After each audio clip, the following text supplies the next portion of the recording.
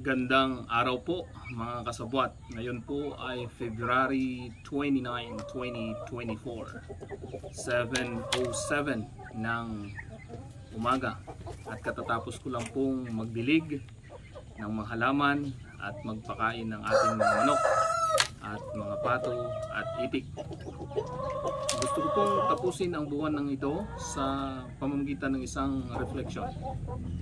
Alam po ninyo, sinimulan ko ang buwan na ito na mayroong magandang momentum sapagkat yung katapusan ng January ay ako po ang nagplano ng foundation anniversary or founding anniversary ng Barangay San Agustin.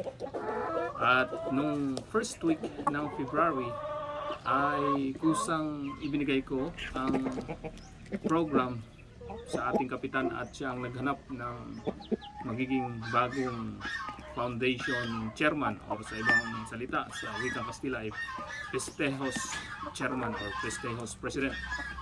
Dahil dito nagkaroon ako ng panahon para muling magbasa ng aklat at ang binasa ko nga ay ang Think and Grow Rich. Binasa ko yun ng halos 3 hanggang 4 na araw na paulit-ulit hanggang na-inspire po ako.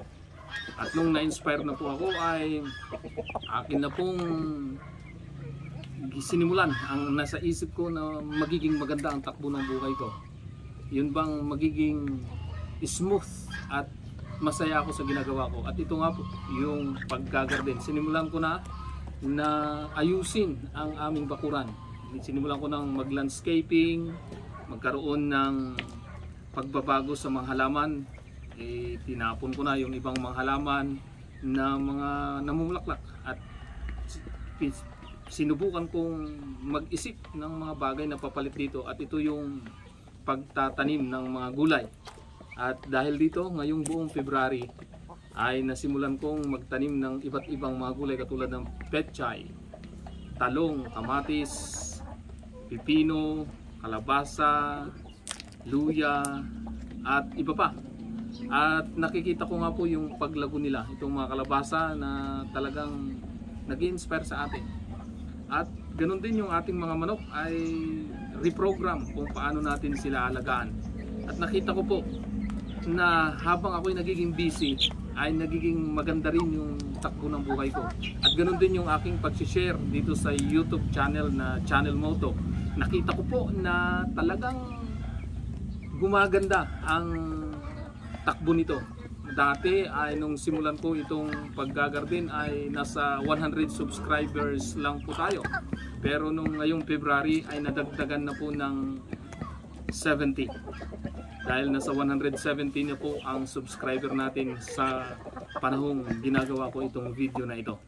Kaya nga po nakatutuwa na sa loob ng 29 days ay nadagdagan po tayo ng 70 subscribers. At nakatutuwa rin na talagang na-inspire ako mismo sa sarili ko. Habang patuloy ako nag-iisip kung paano ma-inspire ang ibang tao, ako muna ang ini-inspire ko ang sarili. Sa pamamagitan ng pagbabasa, pagtingin ng buhay, yung mga naririnig ko katulad ng sabi ng mga tao, yan si Noriel, babagsak yan. Mula nung ako'y umuwi galing Macau at ako'y nag-for good na, sabi nila ako'y babagsak na kasi wala na yung sweldo. Pero sa tingin ko at ako'y naniniwala, hindi ako bumabagsak, bagkus ako'y umaangat. Sa ibang aspect katulad ng material na bagay, ako'y bumabagsak sapagkat nahatak ng fortune. Pero sa ibang aspeto ng aking buhay katulad ng emotional, ng physical, ganun din ng aking yung mental health ko na yan ay gumaganda dito sapagkat wala na akong masyadong stress. Ang stress ko na lang ngayon ay yung kagustuhan ng aking mga anak, yung gusto nila ay hindi ko na ibibigay. Pero it's okay. Maganda rin na yung hindi lahat ng gusto nila na ibibigay para hindi sila ma-spoiled, para maranasan nila na ang buhay sa mundong ito ay hindi laging kung ano yung gusto mo nakukuha mo. Kasi kapag nagiging ganun, yun po yung mga minsan ay hindi nagiging matagumpay. Pero kapag ikaw ay nabibitin-bitin, katulad yung mga anak namin may gusto silang bilhin, katulad ng mga cellphone, itong anak ko ngayon dito na elementary, ay gusto niyang bumili ng cellphone, pero kung nasa abroad ako, maibibigay ko yun. Pero kung nandito ako, hindi ko maibibigay. At yun ay magandang bagay. Yun ay makatutulong sa kanya para siya ay magsumikap. At alam ko na yun lang ang kulang sa akin ngayon, yung financial na kalagayan na hindi na katulad nung ako'y nasa abroad. Pero yung ibang bagay, ako po'y masaya. At yun yung reflection ko ngayong February. Ikaw din, ano yung reflection mo? Kumusta ang iyong February? Gusto kong tapusin itong February ito sa pamamagitan ng isang magandang katapusan, sapagkat kapag maganda ang momentum, katulad sa basketball, kapag maganda ang momentum mo sa pagtatapos ng iyong game, sa susunod na game, magiging mas magaling ka na naman, mas magiging maganda yung teamwork, at yung laro mo ay may pag-asang mas mananalo pa kung ikay nanalo dati.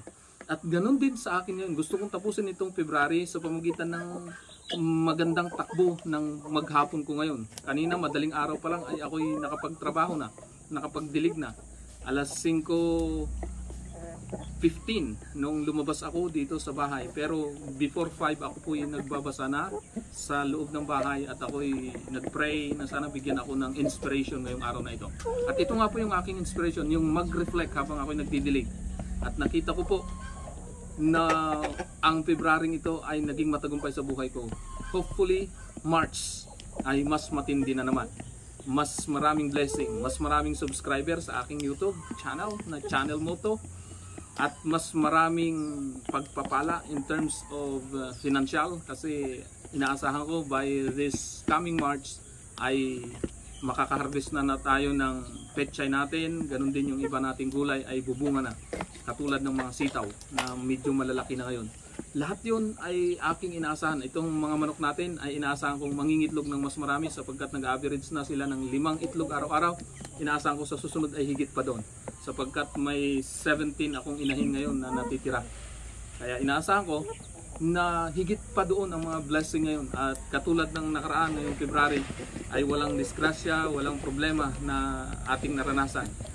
Sana ngayong March na darating ay higit pa. Ikaw din na nanonood ngayon, dalangin ko na na-inspire ka, na nakita mo yung ating mga vlog ngayong February, at patuloy nating ini-improve ang ating bakuran. Ikaw din, patuloy mong i-improve kung ano man ang gusto mong i-improve sa buhay mo. Baguhin mo ang takbo ng buhay mo, tiyak magbabago rin ang kalagayan mo sa susunod na araw. Sapagkat katulad lang ng pagtatanim yan ng mga gulay, pag-aalaga ng hayop, hindi mo naman makukuha ng biglaan yan. May prosesong pagdadaanan. Pero yung prosesong iyon ay pag tama ang gagawin mo, magiging maganda ang resulta. Maraming salamat po sa inyong panonood. Hanggang sa muli. Bye-bye.